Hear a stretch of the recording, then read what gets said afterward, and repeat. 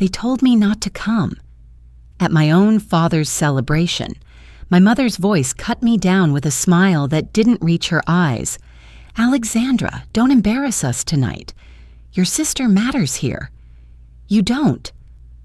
That sentence carved deeper than any battlefield wound I carried home from Afghanistan. 15 years of convoys under fire, nights spent calling in airstrikes to save lives, and still, to them, I was the daughter who never measured up. My name is Alexandra Hayes. I've learned to live with their silence, their condescension, the way they rewrite me into someone smaller. But tonight, standing at the edge of that grand hall, I knew something they didn't. The contract my sister bragged about, the one she said would secure her future, her marriage, and our family's reputation, was already on my desk, waiting for my signature. And I wasn't about to let them decide my worth ever again. The gala glimmered the way expensive nights do. Soft lighting, polite laughter, the faint clink of glasses that says everyone knows their place. I stood beneath the suspended blackbird, its skin catching the lights and throwing them down like cold stars. The crowd moved around me as if I were an empty space they'd learned to step over. Vivian slid in at my shoulder, perfume bright, smile brighter. "Still doing little consulting gigs?" she said, sing-song sweet with an edge. "Must be flexible." I took a slow sip and let the wine settle. The old ache stirred, nights when radios squealed and the map table shook under my hands, the way a gut knows the difference between pressure and danger. Here, none of it mattered. Here, winning was optics and the right names on the donor wall. "Don't start," my mother said, arriving with the same smile she used for photographs. Pearls, perfect posture, perfect judgment. We are guests, and our family is being watched. Don't ruin tonight. Tonight is about image. She touched my sleeve the way one might adjust a crooked tie. "Vivian's firm is very visible. Be gracious." I set my glass down. "Being gracious costs more than people think." "Spare us the tone," Vivian murmured, scanning the room for someone worth waving at. "Some of us are actually moving up." Mother followed her gaze toward a knot of uniforms and donors near the stage. "Go mingle," she said to me, as if I were staff. "Smile, small talk. Don't bring up the other stuff." The other stuff. The years no one here wanted to hear about unless it made a speech sound noble. I let the silence have its way until Vivian, impatient, added, "If you can't manage it, maybe hang back by the exhibits. Less pressure." I reached for my glass again, not because I needed it, but because it gave my hands a job. Across the hall, a string quartet tightened a bow. The room shifted toward ceremony. Vivian's laughter rose, then lowered as she noticed the uniformed security officer threading through the crowd toward us. He stopped in front of me and inclined his head. "Ma'am," he said, voice pitched for my ears and no one else's. "The program executive office has the secure room ready. The deputy secretary is waiting." For a heartbeat, no one spoke. My mother's hand fell from my sleeve. Vivian's smile held, then splintered at the edges, the kind of crack that makes a crystal ring. I nodded once, and the night changed temperature. The officer's words still hung between us when I let him lead me off the floor.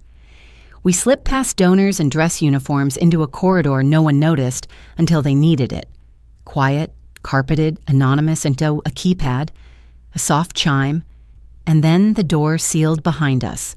No windows. They never put windows on the rooms that matter. The hum of the secure equipment pulled up an older sound, rotors gnawing at desert air, radios hissing coordinates I could recite in my sleep. Afghanistan was all edges and dust, the weight of crates cutting into shoulder straps, while mortars stepped their way toward the runway. I remember a night when the grid on my map bled into the horizon and I called in a bird on a voice I barely recognized. The pilot answered calm, like he was ordering takeout, then rolled fire down a road that would have taken our convoy apart. Afterward, I sat on a crate of ammunition and felt my hands shake for the first time in months. The knee went later, an ugly twist under full kit that didn't look like much until it wouldn't carry me up a ramp. They didn't ship me home.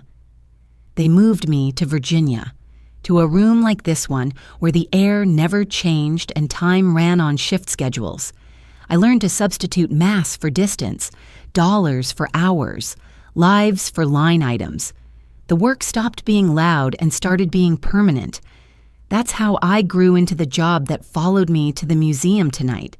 JAR 21 wasn't just another acronym, it was a promise. Autonomous resupply that wouldn't ask kids to white-knuckle a convoy through a gauntlet, air, land, or sea. Boxes that fly themselves into bad weather and worse places, with redundancy that laughs at failure. On the table, the officer set a folder with the placid confidence of someone used to gravity. I already knew what lived inside. Earlier this week, the staff courier had wheeled a cart to my office, stacked high with proposals, color-tabbed and ribboned with optimism. At the top of the JAR 21 stack lay a logo I didn't need to read twice: Redwood Dynamics. Vivian's firm. Her We're Visible power suit had a trail, and it ended on my desk. The deputy secretary would be here in 2 minutes. I skimmed the executive summary I'd skimmed before, felt the familiar heat crawl behind my ribs, and pressed it down until it was just warmth. I didn't text my mother. I didn't warn my sister. Silence had been a weapon and a shield. Tonight it would be both. I closed the folder and looked up when the door clicked again. "Ready?" the officer asked. I was. Just not for the reason my family imagined. Fluorescent light can make honesty feel harsh. It flattened everything in my office. The towers of binders, the rows of tabs, the whiteboard filigreed with arrows, into one color. Work. Cole from GAO sat across from me, sleeves rolled once, pencil tapping a rhythm that meant he'd found something. The ethics officer perched beside him, neat legal pad, neater handwriting, a human guardrail. We ran the Redwood submission line by line. I like numbers because they don't applaud. They don't care if you're charming at the microphone. They just tell you what they are. 32% uplift over historicals, Cole said, nudging a column with his pencil. Same capability class, same duty cycle. Their contingency escalation is doing a lot of heavy lifting. And this maintenance clause, the ethics officer added, penciling the margin. Evergreen. Auto-renew. Termination penalties that would make a hospital blanch. I flipped to the appendices. Redwood's language was aspirational in the way that makes budgets bleed. Across the room, my phone blinked with a family group text. I didn't need to open it to hear the tone, but the preview did it for me. Vivian, it's a done deal. Relax. Mom. I turned the phone face down. Cole slid over a thin manila envelope. Got this through the tip line, he said. You didn't see it from me. Inside, a price comparison pulled from somewhere they didn't expect we'd look. NATO partner benchmarks for similar platforms, vendors anonymized, capabilities aligned apples to apples. Redwood's figures towered like a skyline, nearly double in critical components, masked by a maze of sub-vendor fees and integration risk premiums. Where's the technical delta that justifies this? I asked. Cole's mouth tilted. If they had one, they forgot to print it. The ethics officer cleared her throat. We'll need your recusal analysis on file, given the familial connection, but firewalling your role is not the same as abdicating it. I know the difference. I did. And I knew what happened when people pretended not to. We kept digging. Procurement schedules that assumed approvals we hadn't given. warranty language that promised the moon and charged admission for the view. Then, in a dump of internal prep notes we obtained through the audit authority, a subject line so bland it should have been invisible: Demo Prep, Safety Flags. I clicked, and there it was, buried mid-thread, no cap, no drama, just a sentence someone sent at 11:43 p.m. Disable failsafe override for demo. The room got very quiet. Cole said nothing for a long beat. Then, if they're turning off protections to goose the demo profile, they're not selling capability, so they're selling theater. Or hiding instability, the ethics officer said. Either way, you can't sign that. I printed the thread, initialed each page, and slid copies into 3 separate folders. One for the working file, one for the IG packet, one for the drawer I lock when I leave the room. Outside the glass, the hallway moved on. Indifferent. My phone buzzed again. Vivian. This time directly. Heads up. Big announcement tonight. Try not to make it awkward. I powered the screen off. Numbers don't flatter. They also don't forgive. I stacked the binders, capped the pen, and drew a box on the whiteboard around a single word: safety. Then I drew a second around price. When those two don't reconcile, everything else is decoration. Next step? Cole asked. We verify the logs, I said. And we plan for what happens when the theater tries to take the stage. The place was the kind of Bethesda brunch spot where the plates are white and the coffee is never allowed to cool. Pancakes steamed in syrupy stacks, bacon curled like commas, and a table of women behind us traded real estate gossip as if it were currency. My mother didn't waste time.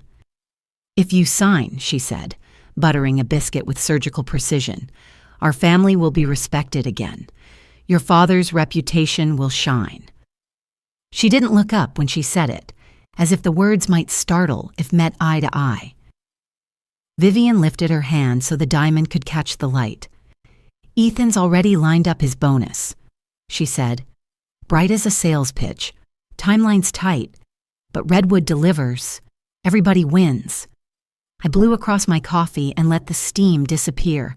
The USB in my blazer pocket felt heavier than it was.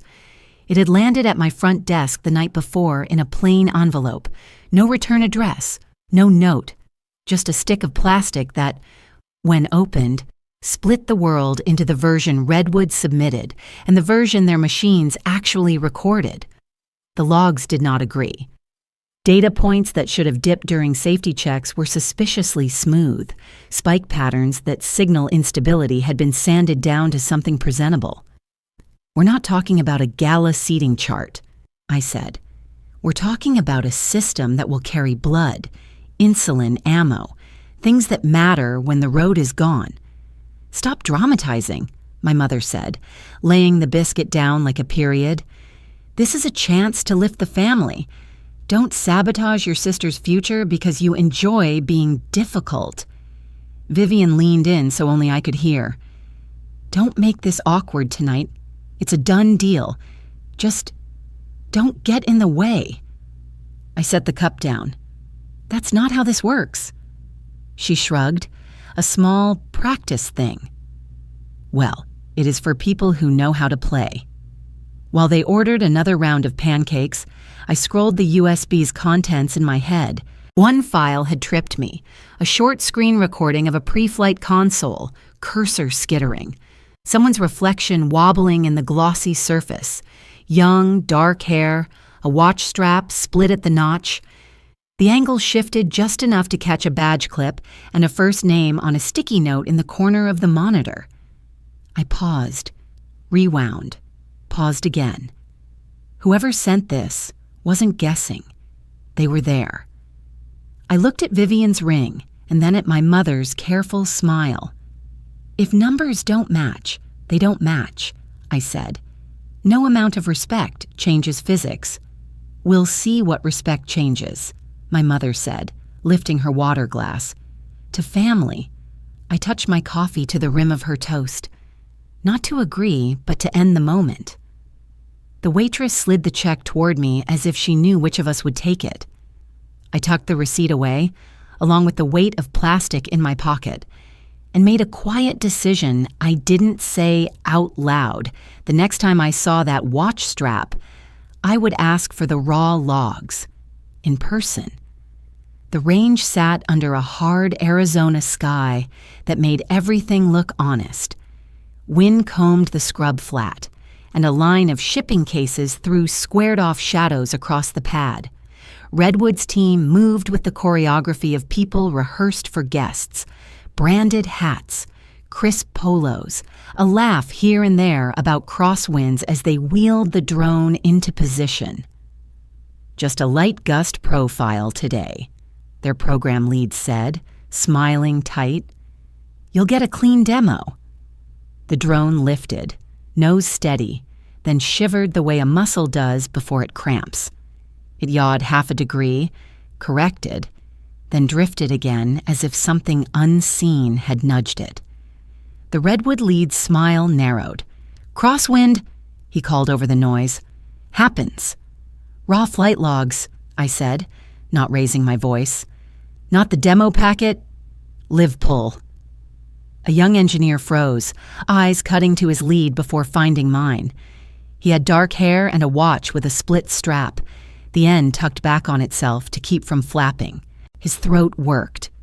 "We can export after the flight," he said. "Now," I said.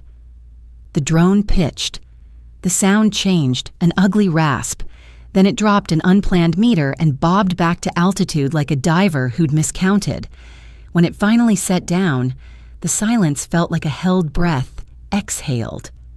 "Crosswind," the lead repeated, reaching for an explanation as if it were a tool he could unclip from his belt. "Logs," I said. The young engineer's hands shook as he slid a USB from a pocket and offered it up close. I could see the chafe on his knuckles and the thin crescent of dirt beneath a nail where a sensor panel had fought back. I took the drive and stepped aside to a field laptop. The files came up in columns and graphs, timestamps, voltages, GPS, safety flags. Cole's pencil taps from my office echoed in the back of my mind. There it was, clear enough that the screen felt louder for showing it. The fail-safe flag toggled to 0 during the climb. Not by fault tree behavior, but by command. Manual.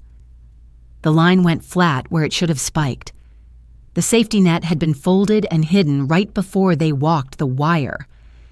"Who authorized this?" I asked, keeping my voice even. The lead started to answer, then thought better of it. "You're misreading a diagnostic mode." "Am I?" I scrolled to the subsystem register.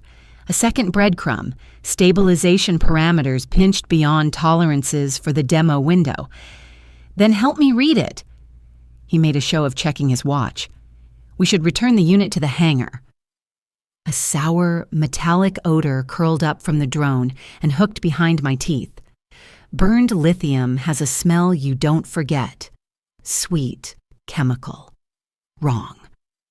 I knelt, keeping clear of the prop arcs, and saw the edge of a cell casing discolored where heat had licked it. "I'll need a sample from this pack," I said. "That's proprietary." The lead snapped, stepping in. "Chain of custody requires our lab first." "Chain of custody requires documentation," I said, already pulling my phone. I began recording and narrated the date, time, GPS, the tail number, the visible discoloration, the personnel present. The young engineer watched me as if the camera were oxygen. "Turn that off," the lead said. "No." I circled the drone slowly, framing the pack, the scuffing on the landing foot, a hairline crack near the battery bay latch. "This goes in the packet for IG." He moved again to block. I took one step back, kept him and the drone in frame, and kept talking. Observation of probable thermal event, post-flight. Requesting independent lab to preserve evidence. We held there, a tableau under the hard noon light, the lead calculating optics, The engineer staring at his shoes. And me, phone steady. Evidence building one quiet sentence at a time. The wind shouldered through the scrub and carried the burnt sweet smell across the pad. Behind us, someone killed the master switch, and the machine sighed down into stillness. "Send me the live exported log and a checksum within the hour," I said, pocketing the USB the engineer had given me. "And don't touch that pack until we agree on a lab." The lead swallowed whatever answer he wanted to give.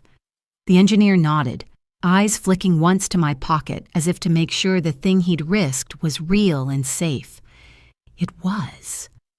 For the first time since the museum, I felt the story trying to choose its ending. I decided not to let it. The senator's office smelled faintly of polished wood and ambition. Portraits from campaign trails lined the walls, grinning handshakes in diners, flags caught mid-flutter, meant to remind visitors who owed him what. Sunlight poured through tall windows, striking his red oak desk, and he leaned back as though the chair itself knew his weight. "We need this contract," Caldwell said, voice even but sharpened like a blade sheathed. "Jobs in my state depend on it. Factories, small towns, families. You don't want to be the one who pulls that rug out, not against an entire community." The pause that followed was deliberate, thick with expectation. I let it stand a beat longer than comfortable before answering. "Senator, soldiers' lives aren't bargaining chips. I don't sign off on theater." The air grew taut, strung like wire. His jaw flexed once, then he smiled the way men do when they've already moved to their next meeting. I left the office with the click of his pen still echoing in my ears. Vivian was waiting in the hallway, heels planted, smile gone. She caught my wrist. "You don't get it. This isn't just about Redwood. Our family needs this. Ethan and I, everything is riding on it." I shook her hand off, but before I could answer, my mother's voice came low from behind her. "We leveraged part of the house," she admitted, eyes darting anywhere but mine. "Ethan said it was guaranteed. He promised Redwood couldn't lose." Ethan appeared then. Suit crisp, confidence cracked at the edges. The signing bonus, the new house, the wedding, it's all tied in. It's standard. Everybody does it. I studied their faces, the fear, the entitlement, the naked need. And the realization struck harder than any mortar blast ever had. If I exposed Redwood, I wouldn't just collapse a contract. I would collapse my family's carefully stacked facade, topple their finances, their social standing, the fragile tower they'd balanced on my silence. And still, beneath the weight of their panic, one truth burned steady. It wasn't my duty to protect their gamble. It was my duty to protect the people who'd trust the machines Redwood was willing to cripple. The Office of Government Ethics had no warmth. White light hummed overhead, bouncing off walls lined with soundproof glass. No art, no windows, only the steady silence of rooms designed to strip excuses away. I sat alone, the form in front of me. A single sheet that asked everything. Do you have a conflict? Will you recuse? Will you step aside and let others decide? On one side of the scale, my family's pride, their money, their fragile reputations. If I recused, Redwood would likely slide through another gate, shielded by influence and inertia. On the other side, soldiers who would never know my name, who'd trust a drone to drop plasma bags in a storm and expect it not to fail. I heard Colonel Harris again, voice from Afghanistan, quiet but unyielding. Rank means nothing if you can't stand up when it matters. My pen touched paper. I checked the box, not for retreat, but for resistance. I declared the conflict. Yes, but I did not step away. Instead, I drew the firewall that would keep me honest, and I invited someone bigger into the room. I slid a sealed envelope across the table to the ethics officer. "Forward this packet to the Inspector General," I said. Inside were fragments of the truth I already carried: logs, emails, screenshots, enough to start the gears grinding. The officer glanced at me. "You understand this could pull you into hearings. Public ones." "I do. And if it costs your seat?" I capped the pen, feeling the ink dry on the signature line. Better that than signing a lie. The silence held for a long moment, heavy as stone. Then the officer nodded once and gathered the folder. I sat back, breathing in the sterile air, knowing I'd just set fire to every easy escape. Outside, the corridors of the Pentagon moved on with their usual rhythm, indifferent. But for me, the path had narrowed. I wasn't walking it for family anymore. I was walking it for the ones who couldn't afford my silence. The hall roared with brass and drums, every note bouncing off steel beams and polished glass. A flag the size of a house hung above us, its folds caught in the spotlight. Television cameras panned across rows of uniforms, rows of wheelchairs, rows of faces lined by years of service. Udvar Hazy had never looked more like a cathedral. Vivian thrived in the glow. She floated between donors, one hand wrapped around her champagne flute, the other raised so her ring caught every flash. I heard her laugh, practiced and pointed, cut through the brass. "My sister?" she told a circle of guests. "She's just a bureaucrat, pushes papers, sits at a desk, but we love her anyway." The chuckles that followed were polite but sharp, meant to sting. The master of ceremonies called my name. The spotlight turned, hot and blinding, pinning me like a specimen. The room hushed in that instant gravity veterans carry with them, the silence of people who know the cost of noise. I walked to the podium, each step loud against the polished floor. Thousands of eyes, some wet with memory, some narrowed with expectation, found me. I let the pause breathe before I spoke. My voice carried steady, not loud, but certain. "Lives are not bargaining chips," I said. "The price must be honest, and any contract built on deception will not move forward." 3 lines.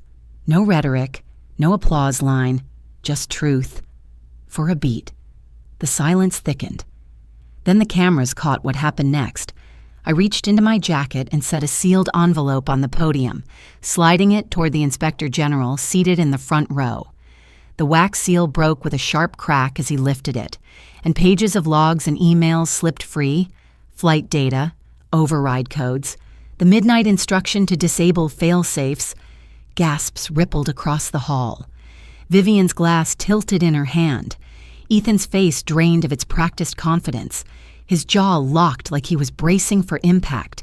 Guests leaned toward each other in murmurs sharp enough to cut. The brass band had no music for this moment. The cameras zoomed tight on my sister's frozen smile, the kind that trembles when it has nowhere left to hide. I didn't look at her. I didn't need to. The room had already chosen its truth. I closed my speech with nothing more than a nod. Behind me, the flag loomed vast and silent, its stars and stripes a backdrop that needed no translation. In front of me, the Inspector General gathered the evidence as if it weighed more than paper, and for the first time that night, I felt the air shift. Not applause, not validation. Something heavier. Recognition that the story they thought they knew was no longer the one being told. The walls in the Inspector General's suite were steel gray, soundproofed and merciless. Fluorescent light hummed above, bleaching every shadow flat. A printer chattered in the corner, spitting page after page with the same mechanical indifference that had ruled my life these past months. On the screen, the IG clicked open the thread. The words appeared in black and white, ordinary font, the kind of text you might skim if you didn't know what to look for. Disable fail-safe override for demo. No drama. No emphasis. Just an instruction slipped into the bloodstream of the project like a toxin. Redwood hadn't stumbled. They had chosen to strip the protections out of their own machine to make a demo look clean. The next file came up, our price comparison chart pinned side by side with Redwood's proposal. The numbers glared, 32% higher across the board, hidden under risk premiums and integration contingencies. No justification, no technical delta, just greed dressed as logistics. The IG shifted to a new folder. "There's also this," he said, voice even. An email bearing Vivian's name filled the screen. She hadn't written the incriminating order herself, but the chain revealed she had forwarded a calendar invite, one that contained details of a closed-door Pentagon schedule. A slip, maybe careless, maybe naive, but enough to give Redwood a head start on their lobbying. My stomach turned as her name glowed there, wrapped into a system she thought she was controlling. Across the table, the ethics officer underlined the words with a steady hand. "This qualifies as an improper disclosure," she said, "intentional or not." The IG gathered the papers into neat stacks.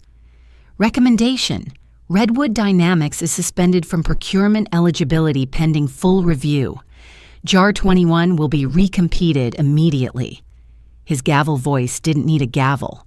It was already done. News of the suspension traveled faster than any printer could churn. Within days, Redwood's stock slid. Ethan's bonus evaporated, and the glossy wedding invitations Vivian had ordered were returned unopened. The ballroom they'd reserved downtown canceled when the deposit bounced. At home, silence fell heavier than shame. Vivian cleared her office desk into a cardboard box. Ethan stopped answering calls. My mother, who had once spoken about reputation as if it were oxygen, sat rigid at the dining room table, her pearls still looped around her neck as though they might anchor her to a past that had already slipped. For the first time in years, she had nothing to say. The documents lay in front of us, cooling as the printer finally stilled. The words were cold, the facts colder. But they had done what I could not do alone. They had stripped the masks off every performance. Redwood had gambled and lost. My family had wagered their dignity and watched it collapse. And I had chosen the only side that mattered, truth written in ink no one could erase. 6 months later, the Carolina coast was swallowed by gray skies and sheets of rain. Wind snapped at the shoreline as waves chewed against the docks. But through the storm, the new JAR 21 descended steady, its rotors cutting the air like it was built for chaos. The drone touched down on slick pavement and released a crate marked Insulin Pine Plasma, Urgent. A young sergeant hustled forward, rain plastering his hair to his forehead. He caught my eye as he lifted the box, voice raised just enough to reach me over the storm. "Ma'am," he said, simple and sure, "thank you for not signing blind." I lifted my phone and captured the moment. The machine crouched against the gale, the crate secure, the flag patch on the sergeant's shoulder whipping in the wind. I sent the picture to Vivian. Hours later, a reply arrived, a short message from her new desk in a hospital compliance office. No champagne, no glitter, just words grounded in something real. I looked back at the drone braced against the rain, its wings steady as the clouds began to break. The table they once thought they could push me away from, I thought, it was mine to begin with. And the only seats that matter are reserved for integrity.